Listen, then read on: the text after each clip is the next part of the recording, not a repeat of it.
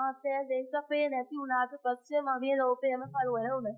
ඒ හදිසි අමතුවෙන් එයාගේ හුස්ම විතරක් නෙවෙයි නැවතුනේ. මගේ ජීවිතේ තිබුණු හැම එළියක්ම නිවිලා ගියා. මොකද පහත අපේ ආදරණීය විවාහ ජීවිතයේ මතකයන් විතරක් ඉතේ තද කරගෙන මම සම්පූර්ණයෙන්ම තනි වුණා. ඔතනින් තමයි මගේ මාමන්දිගේ කතාව පටන් ගන්නෙ. මේ ලෝකේ මට තිබුණු එකම කවුරුහලන නැති වුණාම මගේ දෙමෝපියෝ පවා මාව ඒ දෙදරෙන් එක්කා යන්න උත්සාහ කළා. ඒක මගේ මාමන්දි වනසිංට ඒකට ඉඩ දුන්නේ නැහැ. නැන්දම්ම නැති වෙලා අවුරුදු ගාණක් වුණ නිසා එයාත් ඒ විශාල ගේ ඇතුලේ ජීවත් වුණේ තනියම. එයා මගේ අම්මයි තාත්තයි ඉස්සරහ දනගහලා වැදලා කිව්වේ මගේ පුතා නැති වුණාට මට තව දුවෙක් ඉන්නවා. මම කොහොමද මගේ දුව තනියම දාලා යවන්නේ? එයාට මේ ගෙදර අයිති. මම ඉන්නකම් එයාට අඩුවක් වෙන්න මම ඉඩ කියන්නේ නැහැ කියලා. ඒ වචන වල තිබුණ අවංකකමට මගේ දෙමව්පියන්ට විරුද්ධ වෙන්න බැරි වුණා. ඒකා ඉතින් ඊ ලොකුගේ ඇතුලේ මමයි මාමන්දී තනි වුණා. ඉතින් කතාව ඉස්සරහට යන්න කලින් මේ වීඩියෝ එකට ලයික් එකක් දාලා මාත් එක්ක මේ ගමන යන්න කැමති අය channel එකක් subscribe කරලා. මගේ සම්පූර්ණ කතාවට කමෙන්ට් එකක් දාගෙන යන්න. ඊළඟ මාස කිහිපයේ ගෙවිලා ගියේ හරිම හිමි. අපි දෙන්නා අතරේ තිබුණේ ගෞරවණීය නිහඬතාවය. එයා උදේට පස්සේ කුටියේ වැඩ කළා. මම ගෙදර දොරේ වැඩ ටික කරගෙන සංජයගේ මතකයන් එක්ක කාලය ගෙවුවා. ඒකෙන් ටික ඒ නිහඬතාවය දෙලෙන්න පටන් ගත්තා. මට තේරුණා එයාගේ දැන්ම වෙනස් කියලා. මම නිකල අතුගානකොට වේනකොට උස්සී එන්නකොට එයා මගේ දිහා බලාගෙන ඉන්නවා මම දැක්කා. ඒක Tamanගේ නැති වුණ පුතාගේ බිරිඳ දිහා අනුකම්පාවෙන් බලන තාත්තා කෙනෙක්ගේ බැල්මක් නෙවෙයි. මේ ඇස්වල තිබුණේ මට තේරුම් ගන්න බැරි ගැඹුරු බුද්ධ හැඟීමක්. ඒ ගන්නට අහු වෙන හැම වෙලාවකම මගේ හිතට අමුත්තක් දැනෙනවා. මගේ ඇඟ සීතල වෙලා යනවා. මම අපහසුවෙන් වගේ අහක බලා ගන්නවා. ලෝකසවන් මාමන්දි වත්තේ වැඩ කරනා මුලතම ගාලියෙන් දාගෙන ඇවිත් සාරේ පුටුවෙන් වාඩි වුණා. එකපාරටම එයාට සැරසෙන්න වගේ ඇදිලා පුටුවෙන් බිමට වැටෙන්නේ අරම දැකලා මම දුවලා ගිහින් එයාව අල්ලගත්තා. ඊපස්සේ මොකද වුනේ? මම අහුවේ බයි.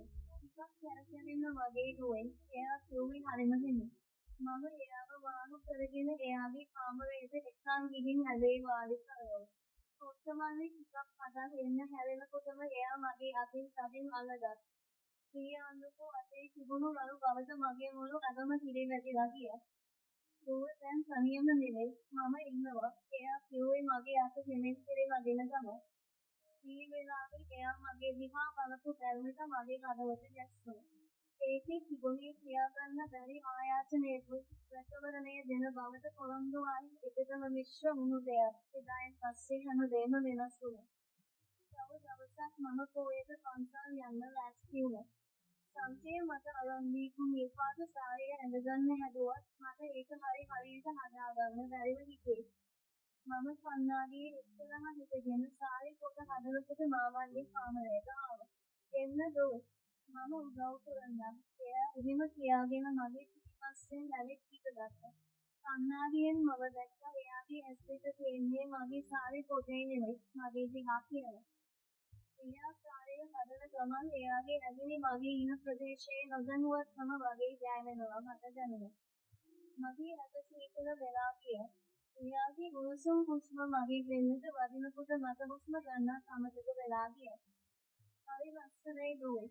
දේශප්‍රිය හිටියා නම් මේ ලස්සන දැකලා සතුටු වෙයි. එයා කිව්වේ කන්නාඩියෙන් මගේ ඇස් දෙකම බලාගෙන හරින ගිහින් වගේ.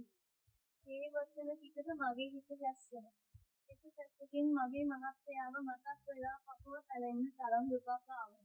අනිත් පැත්තෙන් මේ වගේ සැලකිල්ලක් අබේ කිරීමක් ලබනකොට හිතට දැනෙන්නේ පුදුමාකාර සැනසීමක්. දැන් රැට අපි දෙන්නා එකට වාඩි වෙලා ටීවී බලන්න පුරුදු වෙලා හිටියා.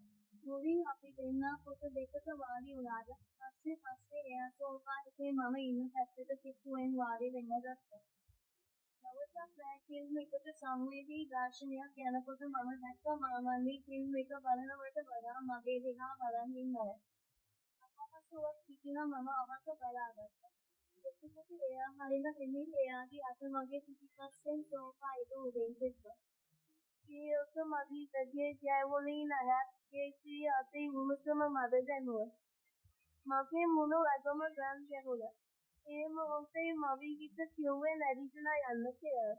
ඒත් එයා වෙන රැකවරණය නිසා මගේ ඇවත ඒක කරන්න ඕන වුණේ නෑ.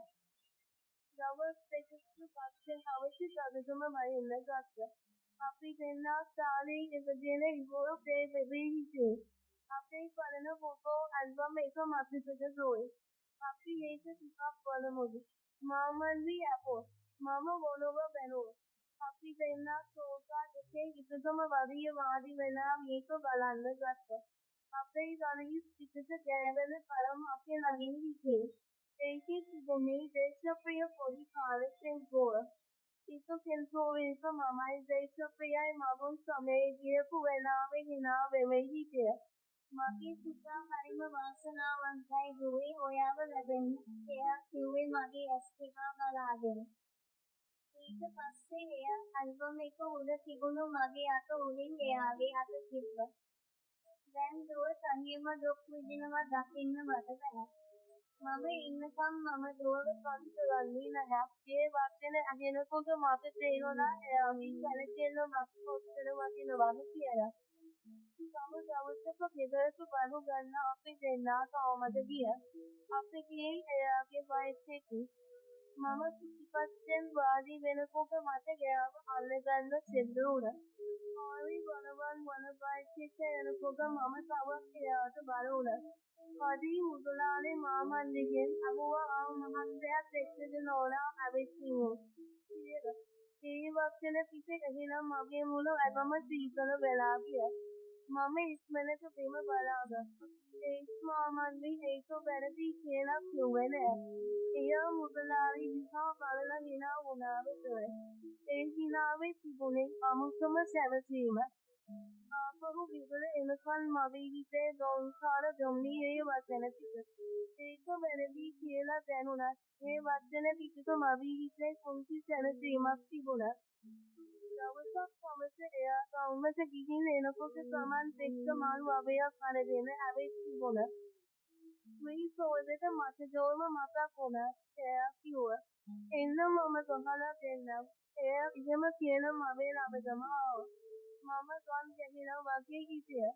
එයා මගේ කොණ්ඩේට ඒ මන් වල ගහනකොට එයාගේ ඇඟිලි මගේ හිතෙන් ගෑවෙන ගැටි මට දැනුණා. මන් වල සෝදයි එයාගේ වැකවරණයයි ඉතිට කලවම් වෙලා මාව සංසෝක කළා. එයා මගේ කනකම පොදු වෙලා කිව්වා හරිම සෝනයි හරිම ලක්ෂණයි කියලා. තම වේක හොනකම වැහැලා අකුණු ගහනකොට නැයිතිය. මුළු ගේම කලවල වුණා. මම ඉටිපන්දමක් වෙනකොට මාමන්ගේ මගේ ළඟටම ඇවිත් හිටියා. මය වුණාද දෝයි. එයා අහුවේ මගේ කනකම පොදු වෙන ගම. මම ඔළුව වැනුවා විතරයි. එකපාරටම එයා මගේ උරිහිස් දෙකෙන් අල්ලලා එයාගේ පැත්තට හරවගත්තා. ඒ පොළොවේ උණත් එයාගේ ඇස් දෙකේ තිබුණ දයාබල බව මට පෙනුණා. මම ඉන්නවා. බය වෙන්න එපා. එයා කිව්වේ මාව තවත් එයාට ලං කරගන්න ගම. ඒ මොහොතේ ලෝකේ අපි දෙන්නා විතර තනි වුණා වගේ මට දැනුනේ. අඳුරයි දැක්සයි අපි දෙන්නා අතර තිබුණු නොකියු බැඳීමට තවත් ඉඩ හදලා දුන්නා. මේ දැනෙන දේ වැරදි කියලා මගේ හිත කෑදවලා කියලා. සමාජයේ නැගාය. මගේ නැති වුණ මහත්ය. මම හැමෝටම ද්‍රෝහි වෙනවා කියලා මට දැනෙනවා. ගමේ ගෑනු කතා හද. මගේම අම්මා තාත්තා මාව ප්‍රතික්ෂේප කරයි. ඒත් මේ සනිපම තියෙන මහා සාගරයේ නෙමෙයි කිසිපො මට මාමල්ලිගේ මේ අවදානය හරියට කන බේරා ගන්න හම්බ වුණේ කොටයක් වගේ. ඒකේ එන්නේ රික ගායාලට. ඒකෙන් මනසව සතරමං වෙන්න පුළුවන් කියලා දැනත් ඒක අත්හරින්න මට හිත දෙන්නේ නැහැ. දැන් එයාගේ බැන්ම මට වදයක් නෙමෙයි. ඒක මට පොදු දෙයක් වෙලා.